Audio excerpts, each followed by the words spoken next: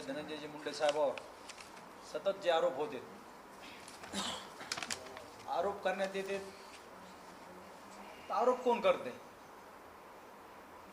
तुम्ही बघा, हे काही लोकप्रतिनिधी नाही, सरपंच सुद्धा नाही, त्यांची आई सरपंच आहे. आणि त्यांना कुणा अधिकार दिले का? अशा उठलं की लोकशाहीत आता तुम्हाला काही बोलून काही बोलायचा अधिकार आहे, म्हणून त्या लोकशाहीने तुम्हाला अधिकार दिलाय म्हणून उठायचं, उचलली जितकी लावली टाळूला आणि साहेबांची विनाकारण बदनामी करायची, हे कदापि आम्ही कार्यकर्ते सहन करणार नाही.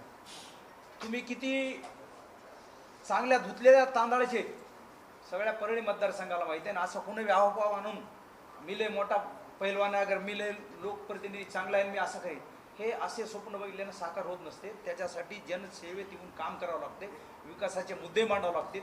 तुम्ही त्याच्यात रस्ता रोको करा, त्याच्यात आंदोलन करा. आता सर म्हणले तसं आम्ही स्वतः पुढे येऊ, आंदोलन करा, रस्ता रोको, आमचा पाठिंबा आहे. जे कोणी त्याच्यात महादेव मुंडेच्या आरोपी असतील त्यांना जरूर सजा झाली पाहिजे, त्यांना न्याय मिळाला पाहिजे. आणि जर कुठलं आंदोलन असेल तर पहिलं आमचे सगळ्या राष्ट्रवादी अजित पवार गटाचे सगळे कार्यकर्ते सर्वप्रथम पहिल्या तोंडाला पुढे राहतील.